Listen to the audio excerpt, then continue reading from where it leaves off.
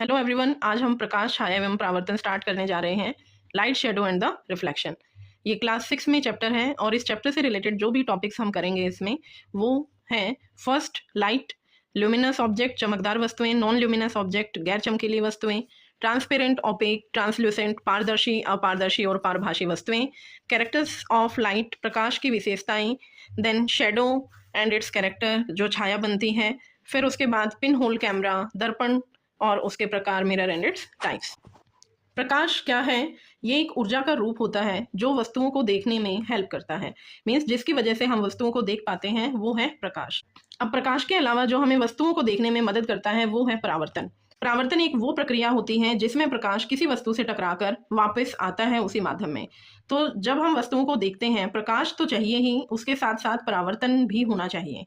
अगर परावर्तन होने के बाद प्रकाश जब किसी वस्तु पर पड़ता है और वो प्रकाश परावर्तित होकर हमारी आंखों तक पहुंचता है और उसकी वजह से हम उस वस्तु को देखने में सक्षम होते हैं, देख पाते हैं, तो ये प्रक्रिया परावर्तन होती है। किसी भी वस्तु को देखने के लिए हमें इन दोनों चीजों की जरूरत होती है, वन प्रकाश एंड सेकंड परावर्तन, रिफ्लेक्शन। जब ये दोनों प्रोसेस साथ साथ काम करती हैं तब हम वस्तुओं को देख पाते हैं। अब उसके बाद है प्रकाश के स्रोत।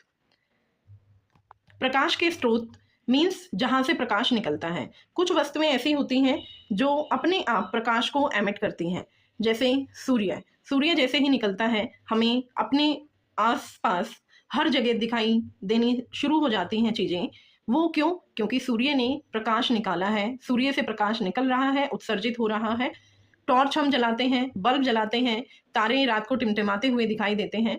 तो ये सब क्या है? चमकदार वस्तुएं, ल्यूमिनस ऑब्जेक्ट्स। ल्यूमिनस ऑब्जेक्ट्स वो होती हैं जो प्रकाश उत्सर्जित करती हैं। नेक्स्ट है गैर चमकदार वस्तु, means non luminous object. Non luminous objects क्या होती हैं? जिनमें से प्रकाश उत्सर्जित नहीं होता, बल्कि प्रकाश की मदद से हम उन वस्तुओं को देख पाते हैं। ये देखिए, ये एग्जांपल्स हैं ल्यूमिनस ऑब्जेक्ट चमकदार वस्तु, नॉन ल्यूमिनस ऑब्जेक्ट गैर चमकदार वस्तुओं के। Firefly, bulb, fire, torch, stars, sun. And non luminous objects के ball, moon, earth, tree, house. ये सब क्या है? हमारे एग्जाम्पल्स। अब हमारे पास तीन तरह की वस्तुएं होती हैं कि जब प्रकाश किसी भी वस्तु पर पड़ता है, कुछ वस्तुएं प्रकाश को अपने में से आर पार जाने देती हैं, कुछ आंशिक रूप से जाने देती हैं और कुछ बिल्कुल भी वस्तुओं में से प्रकाश को गुजरने नहीं देती। तो फर्स्ट है हमारा ट्रांसपेरेंट ऑब्जेक्ट्स, पारदर्शी वस्तुएं। पारदर्शी वस्तुएं जैसे हवा, पानी। पानी में से आर पार हमें वस्तुएं दिखाई देती हैं। कांच की कोई वस्तु होती है, कांच के गिलास में आप कुछ भी रखते हो, आपको वो दिखाई देती है। क्यों दिखाई देती है? क्योंकि वो पारदर्शी है, ट्रांसपेरेंट है, उसमें से प्रकाश आराम से पास कर सकता है। नेक्स्ट है पारभासी वस्तुएं। पारभासी वस्तुएं ट्रांसल्यूसेंट ऑब्जेक्ट्स, जो आंशिक रूप से खुद में से प्रकाश को पास होने देती हैं। आंशिक रूप कैसे? कि हमें दिखाई तो देता है, जैसे टिश्यू पेपर होता है, टिश्यू पेपर के दूसरी तरफ आप अपने हाथ को रखेंगे या किसी वस्तु को रखेंगे तो आपको उसकी छाया दिखाई देती है, आपको उसका आकार दिखाई देता है कि ये इस तरह की वस्तु है। प्रॉपर कलर आपको नहीं दिखाई देगा, तो वो क्या है? धुंधला सा दिखाई देता है। बटर पेपर होता है, फ्रॉस्टेड ग्लास होते हैं। तो ये सब क्या करते हैं? अब प्रकाश को आंशिक रूप से पास होने देते हैं। नेक्स्ट, अपारदर्शी वस्तुएं, ओपेक ऑब्जेक्ट्स। ये बिल्कुल भी प्रकाश को अपने में से गुजरने नहीं देती हैं और हम अपारदर्शी वस्तुओं में से जब प्रकाश को गुजारने की कोशिश करते हैं तो उसके दूसरी तरफ हमें कुछ भी दिखाई नहीं देता। नेक्स्ट है हमारा प्रकाश का संचरण। संचरण मतलब उसका मूव करना एक जगह से दूसरी जगह पर। अब प्रकाश की वस्तुएं हम देखते हैं, ल्यूमिनस ऑब्जेक्ट्स, जिनमें से प्रकाश निकल रहा है, तो वहां से प्रकाश निकल रहा है, वो हम तक कैसे पहुंचता है? स्ट्रेट लाइन में, सीधी लाइन में पहुंचता है। इसको हम एक एक्टिविटी से समझते हैं। ये है एक कैंडल। कैंडल को जब आप एक सीधी पाइप से देखेंगे तो आपको वो कैंडल दिखाई देगी, लेकिन अगर आप एक मुड़ी हुई पाइप लेते हैं, जैसे ये है मुड़ी हुई पाइप, अगर आप लेंगे तो दूसरी तरफ से जब हम कैंडल को देखने की कोशिश करेंगे वो हमें दिखाई नहीं देगी। क्यों नहीं दिखाई देगी? क्योंकि ये जो पाइप है, मुड़ी हुई है, ये पाइप ये इस तरह से बैंड हो रही है और प्रकाश सीधा गति करता है, मुड़ेगा नहीं, अपने पाथ को चेंज नहीं करता है, इसलिए हमें वो दिखाई नहीं देता। प्रकाश की विशेषताएं। प्रकाश सीधी रेखा में गति करता है। प्रकाश को परावर्तित किया जा सकता है, मतलब जब प्रकाश किसी वस्तु से टकराएगा, जैसे ये कोई वस्तु है, इससे जब प्रकाश टकराएगा तो इससे टकराकर ये वापस उसी माध्यम में आ जाएगा, तो ये होता है हमारा परावर्तन। प्रकाश को मोड़ा जा सकता है, हम एक जगह से दूसरी जगह उसको मोड़ सकते हैं, जैसे अभी ये परावर्तन में देखा हमने। प्रकाश की जो गति होती है वो है 3 × 10⁸ ये पावर है मीटर पर सेकेंड, मतलब 1 सेकेंड के अंदर 3 × 10⁸ मीटर वो गति कर सकता है। प्रकाश को ध्रुवीकृत किया जा सकता है। ध्रुवीकृत का मतलब होता है पोलराइजेशन, मतलब अगर प्रकाश हमारा डिफरेंट डायरेक्शंस में आ रहा है, प्रकाश कोई एक लाइट की किरण नहीं है, प्रकाश में बहुत सारी किरणें आती हैं, बीम ऑफ लाइट्स आती हैं। जैसे यहाँ आपको देख रहे हैं कि जो बल्ब है, बल्ब से प्रकाश की लाइट निकल रही है, बहुत सारी एरो दिखाई दे रही है, मतलब अलग अलग डायरेक्शंस में है वो। जब हम ये एक पोलराइजिंग फिल्टर होता है, एक इंस्ट्रूमेंट होता है, जब इसके सामने हम प्रकाश की किरणों को लेकर आते हैं तो ये क्या कर देता है, लाइट्स को ध्रुवीकृत कर देता है, पोलराइज कर देता है, एक डायरेक्शन में उन सभी किरणों को मोड़ देता है। अब है हमारा छाया। छाया जैसे हम देखते हैं, हम कहीं भी खड़े होते हैं, हमारे ऊपर प्रकाश आ रहा है, तो हमसे दूसरी तरफ जिस साइड से प्रकाश आ रहा है उसके अपोजिट साइड में हमें अपने ही आकार की एक छवि दिखाई देती है। वो छवि छोटी भी हो सकती है, वो बड़ी भी हो सकती है, तो उसे कहा जाता है छाया। छाया क्या है, जब एक अपारदर्शी वस्तु प्रकाश के मार्ग को अवरुद्ध कर देती है, मतलब रोक देती है, कि कोई अपारदर्शी वस्तु खड़ी है बीच में और जब उस पर प्रकाश आकर गिरता है तो वस्तु के विपरीत दिशा में एक काला भाग बन जाता है और इस काले भाग को क्या कहा जाता है, छाया। अब इस छाया के क्या गुण होते हैं, छाया अपारदर्शी या पारभासी होनी चाहिए, और जो पारदर्शी वस्तु होती है वो कभी भी छाया नहीं बना सकती क्योंकि प्रकाश उसमें से आर पार चला जाता है, और इसका जो रंग होता है वो गहरा दिखाई देता है। प्रकाश हमेशा ब्लैक कलर में, जब अपारदर्शी वस्तु के सामने आने से एक छाया बनती है वो ब्लैक कलर की होती है।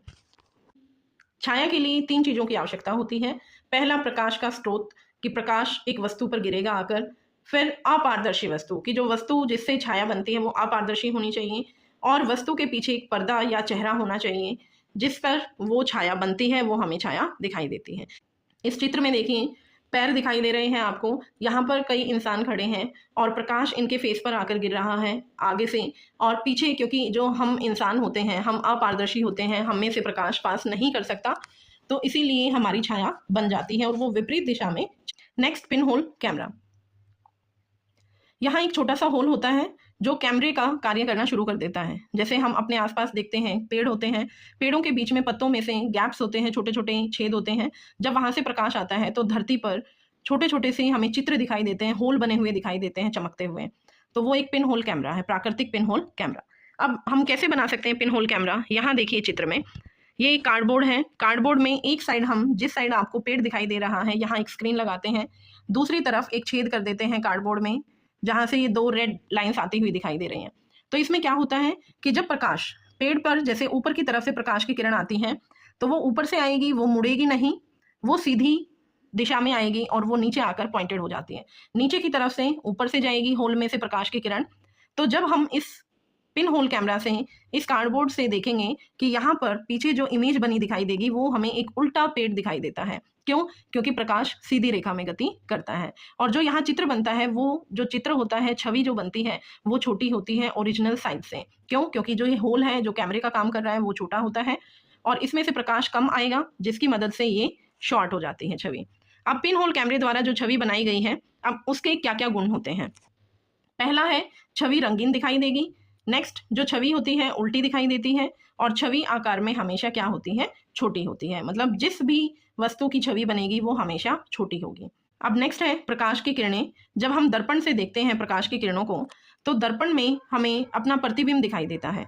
अब वो प्रतिबिंब क्यों दिखाई देता है? क्योंकि दर्पण एक तरफ से पॉलिश होता है और दूसरी तरफ से कांच दिखाई देता है हमें, जिसमें हम अपने प्रतिबिंब को देख पाते हैं। दर्पण 2 तरह के होते हैं। पहला, समतल दर्पण।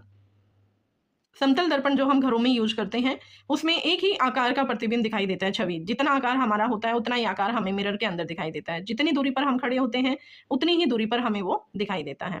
दूसरा होता है अवतल और उत्तल दर्पण। अवतल एंड जो उत्तल दर्पण होते हैं वो स्फीयर में से कट किए गए हैं। जैसे ये गोला होता है, उस गोले को हम कट करके, इस तरह से ये गोला है, इसको कट कर कर हम इसको पेंट कर देते हैं। अब पेंट पे डिपेंड करता है, अगर आपने पीछे की तरफ से उसको पेंट कर रखा है तो उस दर्पण का नाम दिया जाता है अवतल दर्पण, कॉनकेव मिरर। एंड अगर उसको अंदर की तरफ से पेंट कर देते हैं तो इस दर्पण को हम बोलते हैं उत्तल दर्पण। अवतल दर्पण में जो परावर्तक सतह होती है, मतलब जहां से पेंट नहीं होता, जहां परावर्तन होता है, वो अंदर की तरफ मुड़ी हुई होती है, और उत्तल दर्पण में जो परावर्तक सतह होती है वो बाहर की तरफ उभरी हुई होती है। जैसे ये इधर देखिए आप, ये बाहर की तरफ उभरी हुई है, तो ये है उत्तल दर्पण। अब हमने स्टार्टिंग में जो बात की थी कि किसी भी वस्तु को देखने के लिए हमें प्रकाश चाहिए और परावर्तन होना चाहिए। अब इस परावर्तन के कुछ नियम होते हैं।